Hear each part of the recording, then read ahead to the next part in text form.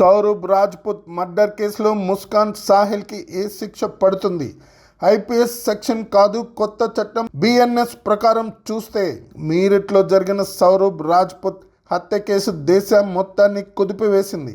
ఈ కేసులో సౌరభ్ భార్య ముస్కాన్ రస్తగి, ఆమె ప్రేమికుడు సాహిల్ శుక్లపై హత్య ఆరోపణలు ఉన్నాయి. కొత్త చట్టాల ప్రకారం ఈ కేసులో ఎలాంటి శిక్ష విధించవచ్చో ఆసక్తికరంగా మారింది. అసలు కేసులో ఏ సెక్షన్ల కింద శిక్ష పడుతుందో తెలుసుకుందాం. సౌరభ్ రాజ్పుత్ లండన్లోని ఒక బేకరీలో పనిచేస్తూ తన భార్య ముస్కాన్ కోసం 6 ఏళ్ల కుమార్తె పుట్టినరోజు కోసం ఫిబ్రవరి 24, 2025 మీరట్కు తిరిగి వచ్చాడు. కానీ అతని భార్య ఆమె ప్రేమికుడు సాహిల్ శుక్లతో కలిసి తనను హత్య చేయడానికి కుట్ర పన్నిందని సౌరభ్కి తెలీదు. మార్చి 4న ముస్కాన్ సౌరభ్ ఆహారంలో డ్రగ్స్ కలిపి అతన్ని అపస్మారక స్థితిలోకి వెళ్లేలా చేసింది. అతను స్పృహ కోల్పోగానే సాహిల్ సౌరభ్ను కత్తితో పొడిచి చంపాడు.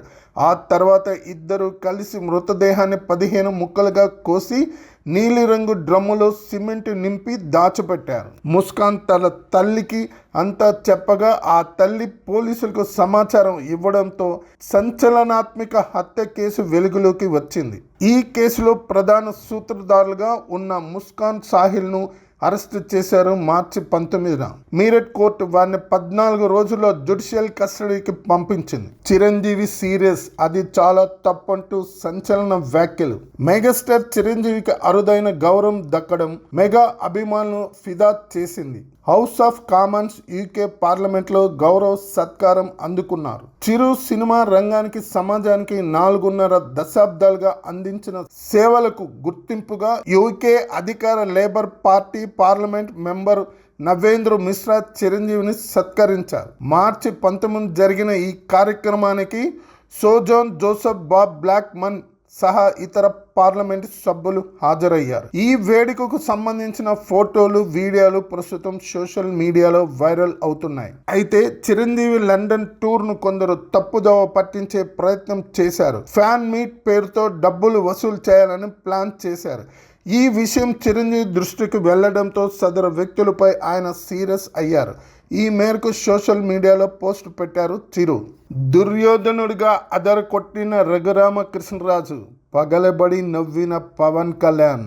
ఆంధ్రప్రదేశ్లో ఎమ్మెల్యేలు, ఎమ్మెల్సీల సాంస్కృతిక కార్యక్రమాలు ఘనంగా జరిగాయి. విజయవాడ ఏ కన్వెన్షన్లో గురువారం ఈ సాంస్కృతిక కార్యక్రమాలు నిర్వహించారు. ఈ కార్యక్రమానికి CM Chandrababu, deputy CM Pawan Kalyan, మంత్రి నారా లోకేష్, స్పీకర్ అయ్యన్న పాత్రుడు ముఖ్య అతిథులుగా హాజరయ్యారు. ఈ కార్యక్రమానికి కూటమి ఎమ్మెల్యేలు కూడా పాల్గొన్నారు. ఈ సాంస్కృతిక కార్యక్రమంలో పలువురు ఎమ్మెల్యేలు తమలోని నటనను బయటకు తీశారు. పల్నాడు బాలచంద్రుడు ఏకపాత్రాభినయంతో ఏపీ మంత్రి కందుల దుర్గేష్ అదరగొట్టారు. స్టేజీపై రొమ్ము గుద్దుకుంటూ చేసిన పల్నాటి సీమ డైలాగులు అక్కడున్న వారి అందరినీ ఆకట్టుకున్నాయి. పల్నాటి బాలచంద్రుడి వేషంలో మంత్రి కందుల దుర్గేష్ను చూసిన పవన్ కళ్యాణ్ ఒక్కసారిగా అరుపులు, కేకలతో సందడి చేశారు.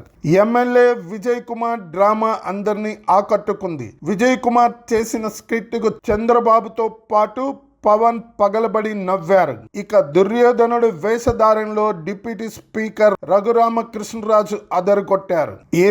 ఏమిటి అంటూ దాన వీర సూర కర్ణ సినిమాలోని ఎన్టీఆర్ డైలాగ్స్ తో రఘురామ ఏకపాత్రాభినయం చేశారు. ఆయన డైలాగ్ కు ముఖ్యమంత్రి చంద్రబాబు, ఉప ముఖ్యమంత్రి పవన్ కళ్యాణ్ సహా సభ్యులంతా చప్పట్లతో హర్షం వ్యక్తం చేశారు. అప్పుడే వెంకటేశ్వర స్వామి మహిమ ఏంటో అందరికీ తెలిసింది.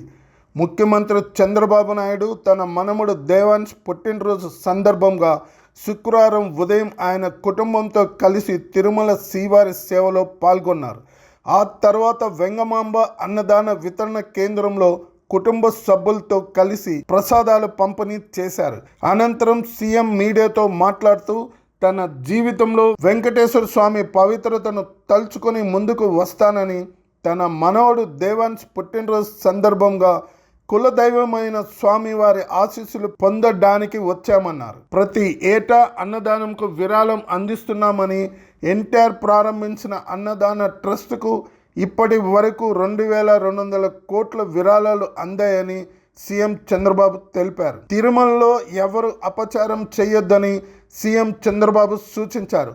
తిరుమల నుంచి ప్రక్షాళన ప్రారంభిస్తానని చెప్పి ఇక్కడ నుంచే ప్రక్షాళన ప్రారంభించనున్నారని చెప్పారు. అలిపిరి వద్ద గత ప్రభుత్వంలో ముంతాజ్ ఎమర్ దేవ్లోక్ హోటల్స్ నిర్మాణానికి అనుమతులు ఇచ్చారని, వాటి అనుమతులను రద్దు చేస్తున్నామని తెలిపారు. 7 కొండలకు అనుకోని ఎలాంటి నిర్మాణాలకు అనుమతి ఇవ్వమని స్పష్టం చేశారు. టీటీడీ బోర్డు అధికారులు అందరూ కలిసి తిరుమల పవిత్రను కాపాడాలన్నారు. దేశవ్యాప్తంగా ఉన్న శ్రీవారి ఆస్తులను కాపాడుతామని, తిరుమలలో అన్నమతస్తులు పని చేయకుండా చర్యలు తీసుకుంటామని చెప్పారు. దేశంలో ఉన్న అన్ని రాజధానుల్లో శ్రీవారి ఆలయాలు నిర్మిస్తామని చెప్పారు. విదేశాల్లో కూడా శ్రీవారి ఆలయాలు నిర్మించేందుకు చర్యలు తీసుకుంటున్నామన్నారు. అమరావతిలో శ్రీవారి కళ్యాణాన్ని వైభవంగా నిర్వహించామని, కళ్యాణ నిర్వహణతో పాటు అమరావతి పనులు ప్రారంభించామని సీఎం చంద్రబాబు తెలిపారు. రాష్ట్రంలో ఆలయాల నిర్మాణానికి ప్రత్యేక ట్రస్ట్ ప్రారంభిస్తున్నామని, ఈ ట్రస్టుకు వచ్చిన విరాళాలతో పాటు శ్రీవాణి ట్రస్టుకు వచ్చిన విరాళాలతో ఆలయాలను నిర్మిస్తామన్నారు. శ్రీవారి సేవను మరింత విస్తరిస్తామని, వెంకటేశ్వర స్వామి ఆలయాల నిధి పేరుతో నూతన ట్రస్ట్ ప్రారంభిస్తామని సీఎం చంద్రబాబు నాయుడు పేర్కొన్నారు. అసెంబ్లీ రాని వారికి జీతం ఎందుకు? తెలుగు రాష్ట్రాల సీఎం ఫైర్. ప్రజాప్రతినిధులంటే ప్రజా సేవకులు, వారు కూడా ఒక విధంగా ప్రభుత్వ ఉద్యోగులే. ప్రజలు కట్టే పన్నుల నుంచి ప్రతి నెల జీత భత్యాలు తీసుకునేవారు ఎన్నుకున్న ప్రజల కోసం అసెంబ్లీ సమావేశాలకి రాకపోతే ఎలా అనే ప్రశ్న అసెంబ్లీలో లేవనెత్తారు సీఎం చంద్రబాబు. స్పీకర్ అయ్యన్న పాత్రుడు, వైసీపీ సభ్యులు కొంతమంది శాసనసభకు హాజరైనట్లుగా రిజిస్టర్లో సంతకాలు చేశారని, వారెవరూ తనకు సభలో కనిపించలేదన్నారు చంద్రబాబు. గవర్నర్ ప్రసంగం తర్వాత వైసీపీ ఎమ్మెల్యేలు అసెంబ్లీ బడ్జెట్ సమావేశాలకు హాజరు కాకుండా కేవలం రిజిస్టర్లో సంతకాలు చేయడంపై స్పీకర్ అయ్యన్న పాత్రుడు సీరియస్ అయ్యారు. దొంగల్లా వచ్చి సంతకాలు చేయడం ఎందుకని, ప్రజలు ఎన్నుకున్న ఎమ్మెల్యేలు ధైర్యంగా సభకు రాలేరా అని అయ్యన్న పాత్రుడు ప్రశ్నించారు.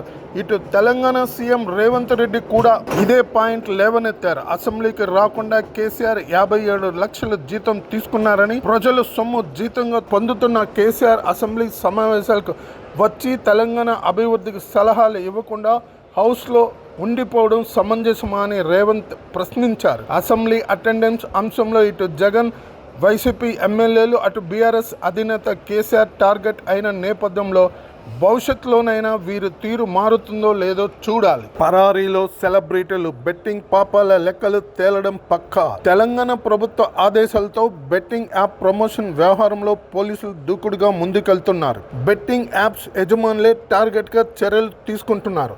ఇప్పటికే బెట్టింగ్ కారణంగా ఆత్మహత్య చేసుకున్న బాధితుల వివరాలు సేకరించారు. బెట్టింగ్ ఊబిలో చిక్కుకున్న ఒక్క ఏడాదిలోనే 15 మంది ఆత్మహత్యలు చేసుకున్నట్లు పోలీసుల విచారణలో తేలింది. తెలంగాణ వ్యాప్తంగా 15 కేసులను నమోదు చేశారు. ఆయా బెట్టింగ్ యాప్స్ గురించి పనిలో పడ్డారు పోలీసులు. బెట్టింగ్ యాప్స్ నిర్వాహకులు, ప్రమోటర్లను నిందితులుగా చేర్చామన్నారు. అయితే బెట్టింగ్ యాప్స్ కేసులపై పోలీస్ శాఖ లీగల్ ఒపీనియన్ కు వెళ్లబోతుంది. సిల్క్ బెస్ట్ గేమ్స్ కు మాత్రమే ప్రకటనలు చేశామంటున్నారు విజయ్ రాణా. అయితే సెలబ్రిటీల నుంచి కీలక అంశాలు రాబట్టిన పోలీసులు బెట్టింగ్ యాప్స్ నిర్వాహకుల పైన ఫోకస్ పెట్టారు. ఇప్పటి వరకు 108 అక్రమ బెట్టింగ్ వెబ్సైట్లు బ్లాక్ చేశారు. మరో 135 బెట్టింగ్ ప్లాట్ఫామ్స్ కు నోటీసులు ఇచ్చారు. బెట్టింగ్ వెబ్సైట్లు తెలంగాణలో యాక్సెస్ కాకుండా జియో ఫెన్సింగ్ టెక్నాలజీతో టీజీసీఎస్బీ చర్యలు తీసుకుంటుంది. కాగా బెట్టింగ్ యాప్స్ వ్యవహారంలో ఇప్పటికే విష్ణుప్రియ, రీతు చౌదరి, టేస్టీ, తేజ, కిరణ్ గౌడ్ను పోలీసులు విచారించారు. శ్యామల, అజయ్, సన్నీ, సుప్రీత, సన్నీ, సుధీర్లను విచారణ కోసం సంప్రదించగా వారి ఫోన్లు స్విచ్ ఆఫ్ వచ్చినట్లు సమాచారం. అలాగే మరికొందరు ఇంకా అందుబాటులోకి రాలేదని తెలుస్తుంది. విచారణ భయంతో హర్షసాయి, ఇమ్రాన్, భయ్య, సన్నీ యాదవ్లు పరారీలో ఉన్నట్లు పోలీసులు అనుమానిస్తున్నారు. బెట్టింగ్ యాప్స్ ప్రమోషన్స్తో సినీ నటులు, ఇన్ఫ్లుయెన్సర్లు భారీగా లబ్ధి పొందారని, అసలు వారికి ఏ మార్గాల్లో డబ్బు వచ్చిందని పోలీసులు ఆరా తీస్తున్నారు.